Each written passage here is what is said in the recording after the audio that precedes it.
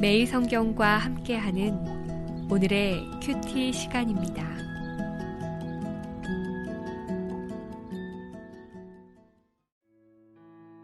10월 28일 오늘의 말씀은 출애굽기 39장 1절에서 21절입니다. 그들은 여호와께서 모세에게 명령하신 대로 청색자색 홍색실로 성소에서 섬길 때 입을 정교한 옷을 만들고 또 아론을 위해 거룩한 옷을 만들었더라. 그는 또 금실과 청색 자색 홍색실과 가늘게 꼰 배실로 에봇을 만들었으되 금을 얇게 쳐서 오려서 실을 만들어 청색 자색 홍색 실과 가는 배실에 섞어 정교하게 짜고 에봇에는 어깨바지를 만들어 그 두 끝에 달아 서로 연결되게 하고 에봇 위에 에봇을 매는 띠를 에봇과 같은 모양으로 금실과 청색 자색 홍색 실과 가늘게 꼰 배실로 에봇에 붙여 짰으니 여호와께서 모세에게 명령하신 대로 하였더라.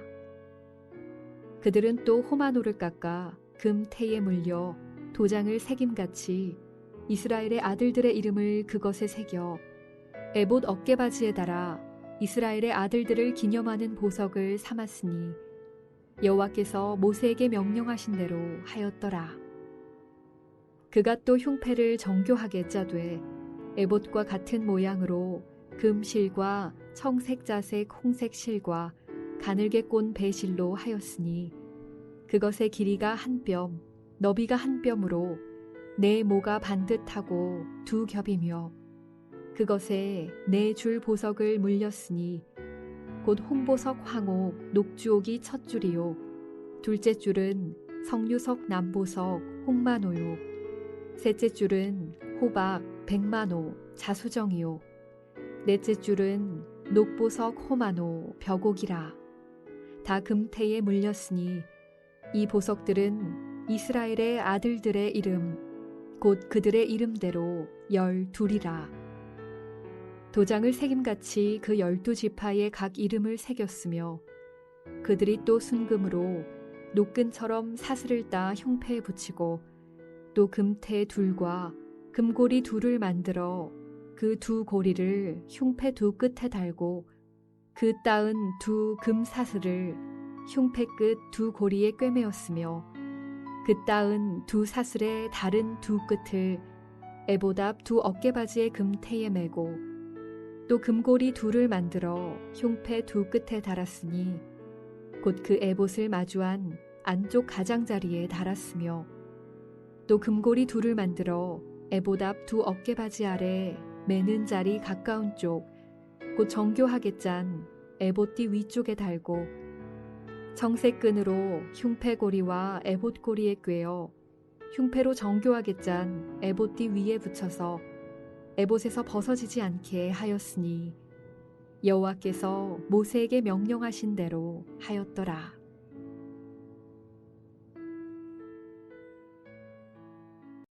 출애굽기 39장 1절에서 21절 말씀을 함께 묵상하겠습니다.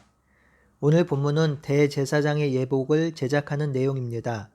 1절에서 3절은 제사장의 옷들과 에봇의 제작, 4절에서 7절은 에봇의 장식품들, 9절에서 14절은 흉패의 제작, 15절에서 21절은 흉패의 부착법을 설명합니다. 이 예복을 만드는 법은 출애굽기 28장에 자세히 기록되어 있는데요. 오늘 본문도 28장의 내용을 반복해서 설명하고 있습니다. 그래서 오늘은 본문을 자세히 설명하기보다는 제사장 사역을 통해서 본 하나님의 화해를 생각해 보도록 하겠습니다. 28장 3절에 보면 이 예복을 만드는 사람들이 나오는데요. 마음에 지혜 있는 모든 자, 곧 내가 지혜로운 영으로 채운 자들에게 예복을 만들라고 하셨습니다.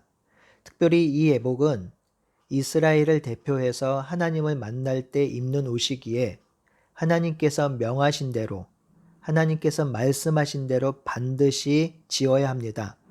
그래서 제사장의 예복을 제작하는데 오늘 본문에 보면 3번이나 하나님의 말씀을 순종했다고 기록하고 있지요.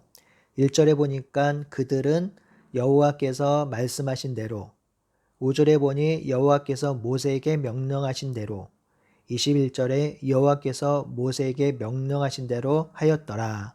이렇게 기록하지요.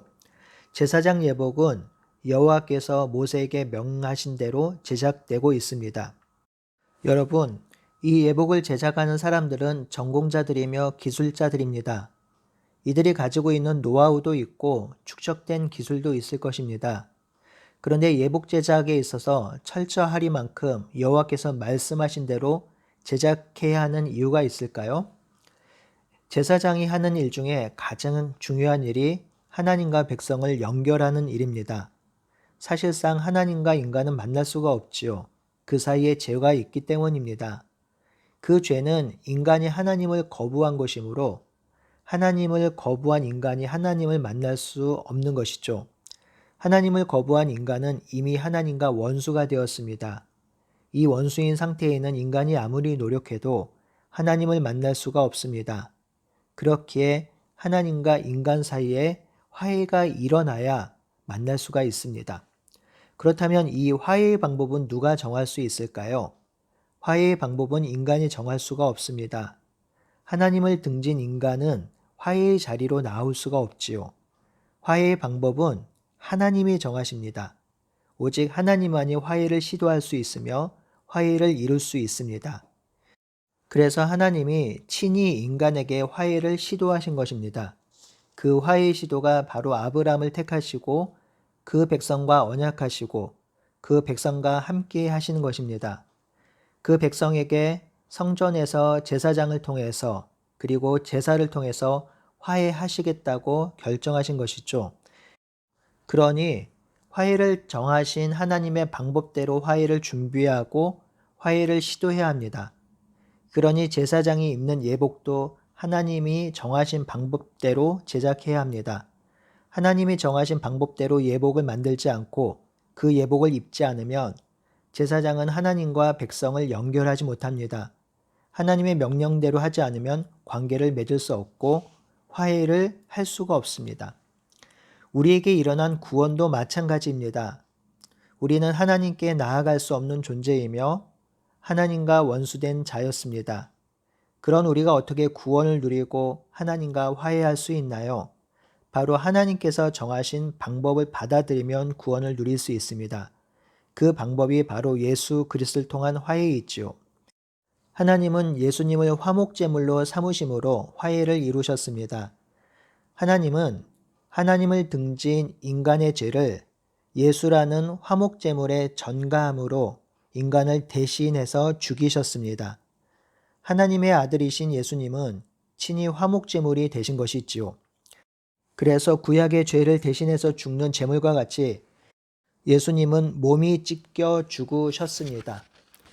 구약 백성은 자신의 죄를 대신해서 죽일 제물을 제사장에 가져가고 제사장은 백성의 죄를 제물에게 전가합니다. 그리고 백성은 자신의 죄가 전가된 제물을 스스로 죽입니다. 백성은 이 제물을 죽이는 것으로 끝나지 않고 이 제물의 뼈와 살과 피를 분리합니다. 각을 뜯지요. 저는 아직 살아있는 동물을 죽여보거나 잡아본 적이 없어서 이 일이 얼마나 처참한지 잘 모릅니다.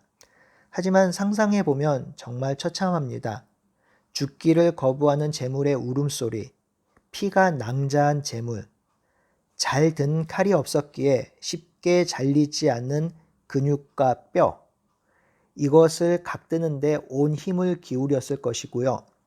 이 제물의 각을 뜨는 백성은 죄의 대가가 이런 죽음임을 기억하면서 자신의 죄를 멀리하는 마음을 가졌을 것입니다.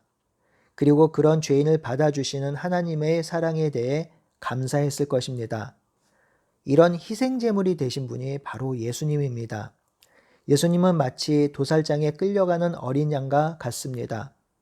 예수님은 자신의 몸이 갈기갈기 찢겨 죽는 화목제물을 마다하지 않으시고 그 사랑하는 백성을 대신해서 친히 죽으셨습니다. 또한 하나님은 예수님을 대제사장 삼으심으로 화해를 이루셨습니다. 오늘 본문의 대제사장의 예복은 일반 제사장의 예복과 다르게 기록되어 있지요. 대제사장의 예복은 대단히 정교하고 아름다운 장식물로 부착되어 있습니다. 특별히 대제사장의 예복에는 중요한 것이 두 가지가 있는데요. 하나는 이스라엘 아들들, 즉 이스라엘의 12지파의 이름이 새겨진 보석이 달린 흉패를 입는 것입니다. 이는 대제사장이 이스라엘 대표에서 하나님께 나아가 이스라엘을 중보한다라는 뜻이지요. 또한 우림과 둠밈입니다. 이는 판결돌이라고도 하는데요. 이스라엘 백성을 재판하거나 말씀으로 가르칠 때에 사용된 돌로서 하나님의 다스림과 말씀을 전하는 도구였습니다.